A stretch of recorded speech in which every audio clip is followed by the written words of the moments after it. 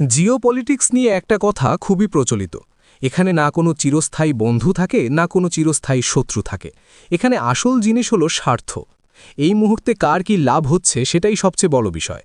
কিন্তু তবুও যদি আধুনিক ইতিহাসের দিকে তাকাই, তাহলে একটা দেশকে সবসময় ভারতের পাশে দাঁড়াতে দেখা গেছে। আর সেই দেশটা হলো সোভিয়েত ইউনিয়ন, যেটাকে আজ আমরা রাশিয়া হিসেবে দেখি। বহু বছর ধরে ভারত আর রাশিয়ার মধ্যে একটা বিশেষ ধরনের সম্পর্ক তৈরি হয়েছে, যেখানে শুধু কূটনীতি নয়, গোয়েন্দা সংস্থার মধ্যেও ভালো সমন্বয় রয়েছে। এই সম্পর্কের কারণেই এখন একটা নতুন বিতর্ক সামনে এসেছে। ইউক্রেন হঠাৎ করে অভিযোগ তুলেছে যে রাশিয়া নাকি ইচ্ছে করে এমন কিছু করছে যাতে ভারত আর ইউক্রেনের মধ্যে সম্পর্ক খারাপ হয়ে যায়। ইউক্রেনের দাবি, এই পুরো ঘটনাগুলোর পেছনে রাশিয়ার কোনো না কোনো পরিকল্পনা থাকতে পারে।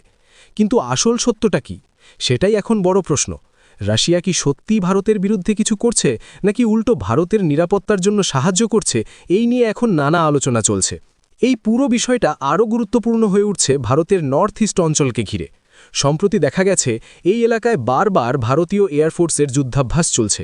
কয়েক মাস পর পর এই ধরনের ড্রিল হচ্ছে, আর তাতে বোঝা যাচ্ছে যে এই অঞ্চল নিয়ে ভারত এখন অনেক বেশি সতর্ক। বিশেষ করে মায়ানমার সীমান্তের কাছে এই সতর্কতা আরও বেশি বেড়েছে, কারণ এই অঞ্চলটা কৌশলগত দিক থেকে খুবই গুরুত্বপূর্ণ। এর মধ্যেই কিছু ঘটনা সামনে এসেছে যেগুলো পরিস্থিতিকে আরও জটিল করে তুলেছে।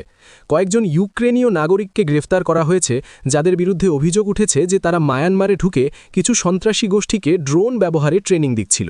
এই ঘটনায় একজন আমেরিকান নাগরিকও ধরা পড়েছে। তদন্ত করছে ভারতের এনআইএ, আর তাদের জিজ্ঞাসাবাদ করা হচ্ছে। এই ঘটনাটা সামনে আসার পর স্বাভাবিকভাবেই অনেক প্রশ্ন উঠছে, এরা সেখানে কি করছিল, কার নির্দেশে করছিল, আর এর পেছনে আসল উদ্দেশ্য কী ছিল। এই ঘটনার মধ্যেই আর একটা বড় খবর আসে মিজোরাম থেকে। ভারত মায়ানমার সীমান্তের কাছে একটি বড় ড্রাগ চালান ধরা পড়েছে।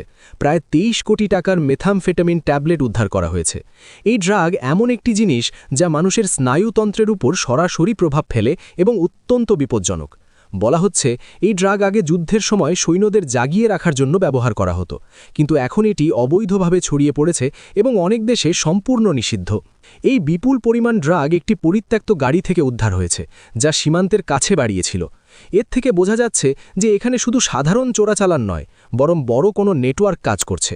কারণ এত বড় পরিমাণ ড্রাগ একা কেউ নিয়ে আসে না, এর পেছনে সংগঠিত চক্র থাকে। এখন যখন এই দুটা ঘটনা, বিদেশি নাগরিকদের গ্রেফতার আর বিশাল ড্রাগ উদ্ধার, একসাথে সামনে আসছে, তখন স্বাভাবিকভাবেই প্রশ্ন উঠছে যে নর্থ ইস্ট অঞ্চলে আসলে কি চলছে। ভারত এই কারণে এখন অনেক বেশি সতর্ক হয়ে গেছে। এই অঞ্চলে প্রবেশ করার জন্য অনেক জায়গায় বিশেষ অনুমতি লাগে, কারণ এগুলো সংরক্ষিত এলাকা।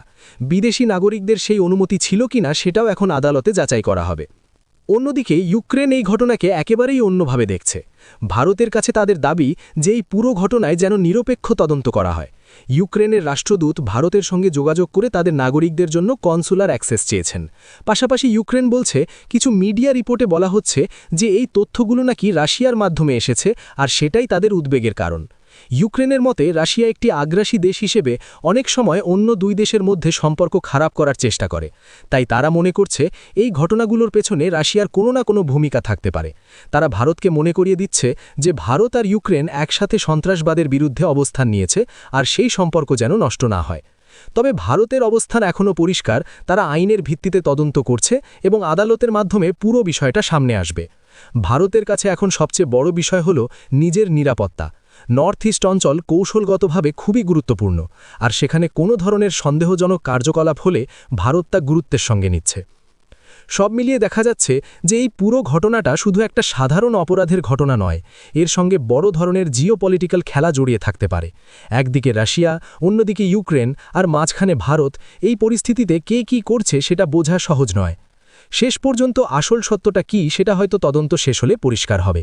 কিন্তু এখন যা বোঝা যাচ্ছে তা হলো জিওপলিটিক্সে সবকিছুই স্বার্থের ওপর নির্ভর করে, আর সেই স্বার্থ রক্ষা করতেই প্রতিটি দেশ নিজের মতো করে চাল চলছে। অন্যদিকে ভারত আর চীন একসাথে এমন একটা বড় সিদ্ধান্ত নিয়েছে যেটা অনেক দিন ধরেই আলোচনায় ছিল।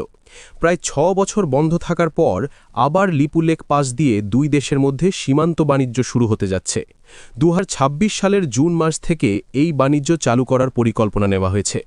এই পথটা উত্তরাখণ্ডের পিথোরাগড় জেলার মধ্যে পড়ে, আর বহু বছর ধরে এটা একটা গুরুত্বপূর্ণ ট্রেড রুট হিসেবে ব্যবহার হতো। কিন্তু করোনা মহামারী আর 2020 সালের ভারত চীন সীমান্ত উত্তেজনার পর এই পুরো বাণিজ্য বন্ধ হয়ে যায়। এখন আবার পরিস্থিতি কিছুটা স্বাভাবিক হওয়ায় দুই দেশ মিলে এই পথ খুলে দেওয়ার সিদ্ধান্ত নিয়েছে। সরকারের পক্ষ থেকে ইতিমধ্যেই নির্দেশিকা জারি করা হয়েছে যাতে এই সীমান্ত বাণিজ্য আবার শুরু করা যায়। এই সিদ্ধান্ত শুধু ব্যবসার জন্য নয়, বরং পুরো সীমান্ত অঞ্চলের জন্য খুবই গুরুত্বপূর্ণ, কারণ এই এলাকায় বসবাস করা মানুষদের জীবিকা অনেকটাই এই ধরনের বাণিজ্যের ওপর নির্ভর করে। তাই এই পথ আবার চালু হওয়া মানে তাদের জন্য নতুন করে সুযোগ তৈরি হওয়া। তবে লিপুলেখ পাসকে শুধু একটা সাধারণ বাণিজ্য পথ হিসেবে দেখলে ভুল হবে। এটা আসলে ভারত, চীন আর নেপাল এই তিন দেশের মিলনবিন্দু, যাকে ট্রাই জাংশন বলা হয়। এখানেই শুরু হচ্ছে আসল জটিলতা। নেপাল দীর্ঘদিন ধরেই দাবি করে আসছে যে এই এলাকা তাদের অংশ। তারা 1816 সালের সুগৌলি চুক্তির কথা বলে জানায় কালাপানি আর লিপুলেখ অঞ্চল তাদের অন্তর্ভুক্ত।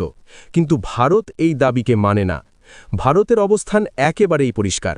এই এলাকা সব সময় ভারতের অংশ ছিল এবং ভবিষ্যতেও তাই থাকবে। এই কারণেই যখন ভারত আর চীন নিজেদের মধ্যে আলোচনা করে এই পথ দিয়ে আবার বাণিজ্য শুরু করার সিদ্ধান্ত নেয়, তখন নেপাল এতে আপত্তি জানায়। কাঠমান্ডুর বক্তব্য হল, যে এলাকায় তারা নিজেদের দাবি জানায় সেখানে তাদের অনুমতি ছাড়া কিভাবে এই ধরনের সিদ্ধান্ত নেওয়া হলো। তারা বলছে, যদি এই পথ দিয়ে বাণিজ্য হয় তাহলে তাদেরও এই প্রক্রিয়ার অংশ হতে হবে। মানে বিষয়টা শুধু জমির দাবি নিয়ে সীমাবদ্ধ নেই, এখন সেটা অর্থনৈতিক অংশীদারিত্বের দিকেও চলে গেছে।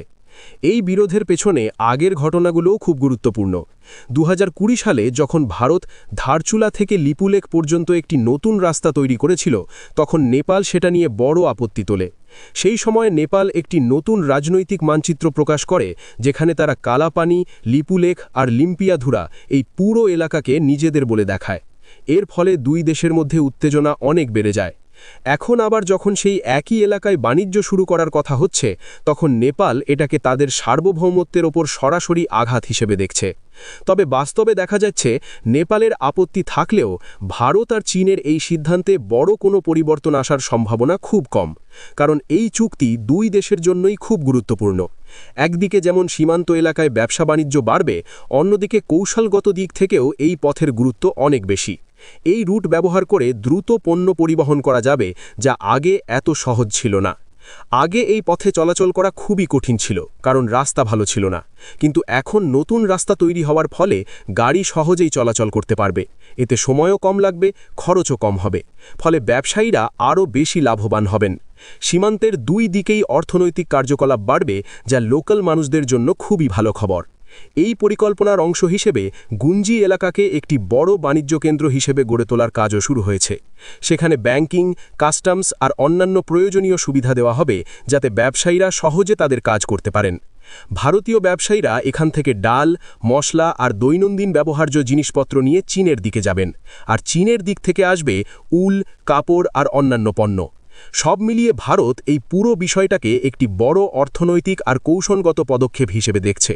চীনের কাছেও এই পথ খুবই গুরুত্বপূর্ণ, কারণ এতে তাদেরও বাণিজ্য সহজ হবে। কিন্তু অন্যদিকে নেপাল এটাকে তাদের অধিকারকে উপেক্ষা করা হিসেবে দেখছে এবং তারা চাইছে এই পুরো প্রক্রিয়ায় তাদেরও অংশীদার করা হোক। এখন পুরো বিষয়টা কোথায় গিয়ে দাঁড়ায় সেটাই দেখার বিষয়। নেপাল ভবিষ্যতে কী ধরনের পদক্ষেপ নেয় সেটা খুব গুরুত্বপূর্ণ হয়ে উঠতে পারে। তবে আপাতত এটা পরিষ্কার যে ভারত আর চীন নিজেদের স্বার্থ অনুযায়ী এগিয়ে যাচ্ছে এবং এই বাণিজ্য পথ আবার চালু হওয়ার মাধ্যমে সীমান্ত অঞ্চলে নতুন একটা অর্থনৈতিক গতি আসতে চলেছে।